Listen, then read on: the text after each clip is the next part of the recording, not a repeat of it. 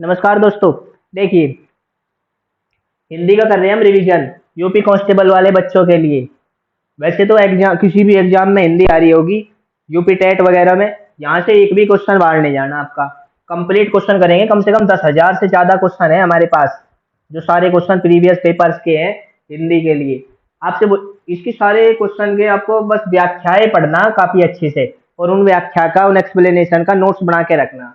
यह का उच्चारण स्थान, अब बहुत बार सारे एक एक अक्षर का, ये हिंदी वर्णमाला के 52 के 52 अक्षर का, पिछली अगर आप पीडीएफ देख लोगे, पिछली वीडियो देखोगे, तो वहां पर आपको सारे आंसर मिलेंगे। साथ में आपको पीडीएफ भी दे देंगे टेलीग्राम पे। देखिए, यह का उच्चारण स्थान बताना आपको, ओष्ठ्य, मूर्धा, दांत और तालु। तो अब आपको अगर आंसर बताओगे तो आप लगाओगे, क्योंकि ये समझो कि ये आपकी तैयारी पेपर की चल रही है कि आप कितने क्वेश्चन पेपर में जाके सही बनाओगे। खुद से आंसर लगा के सोचने।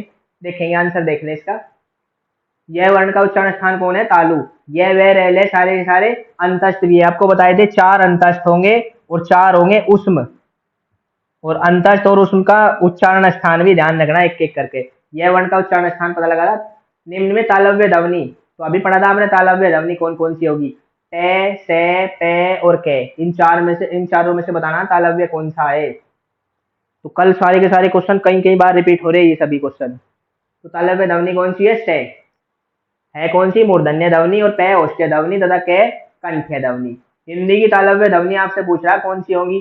छ छ जय जय, त थ द ध, प फ ब भ, ट ठ ड ढ। यहाँ पे देख ले, ये तो आप पक्का याद रखें। कंठ्य, तालव्य, मूर्धन्य, दंत्य और ओष्ठ्य। लिखने की आवश्यकता नहीं, क्योंकि सारी व्याख्याओं में आपके पास सारी डिटेल में लिखे हुए, वहीं से देख लेंगे, मिल जाएंगे। कंठ्य क वर्ग, तालव्य छ वर्ग, मूर्धन्य ट वर्ग, दंत्य ट वर्ग और ओष्ठ्य प वर्ग। यानी क ख ग घ अंग, छ छ ज ज य, ट ठ ड ढ न, ट ठ द ध न, प फ ब भ म। ये 25 स्पर्शी है। तो आपसे पूछा तालव्य, तो तालव्य में छ के साथ जो भी आ रहे होंगे, जैसे छ छ ज ज, यानी आपको आंसर पता होंगे खुद ही।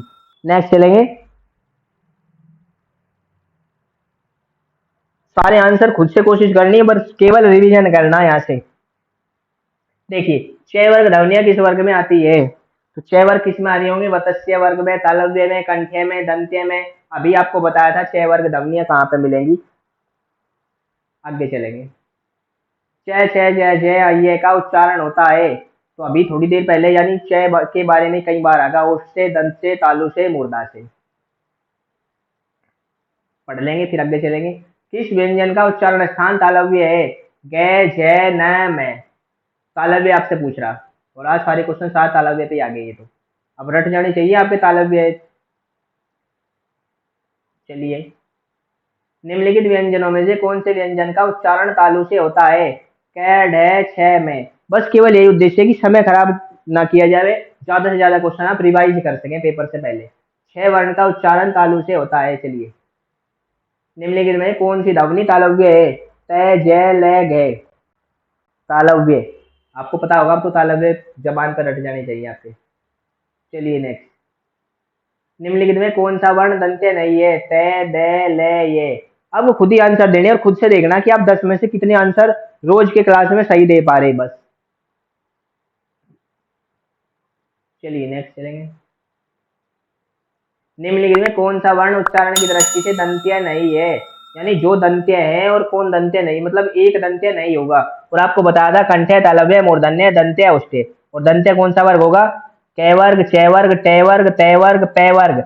ऐसे याद रखने, आप आराम से बना लोगे। दंत्य कौन सा वर्ग होगा? क, छ, ट, त, प। ऐसे याद रखने, 5 के 5 वर्ण। चलिए नेक्स्ट। बस आज जितने ही क्वेश्चन थे। अब केवल आपको रिवीजन करना, परीक्षा से पहले अपनी तैयारी ऐसी कर लेनी कि आपको हिंदी में लगभग सारे में से सारे क्वेश्चन आते हो पेपर से पहले।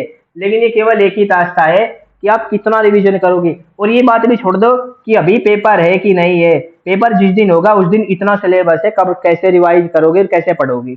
अब से पढ़े रहोगे तो फिर पेपर के टाइम केवल कम से कम रिवाइज करना पड़ेगा।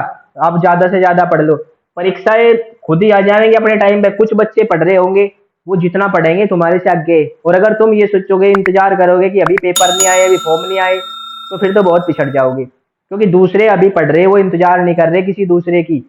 कि कोई पढ़ रहा कि नहीं पढ़ रहा।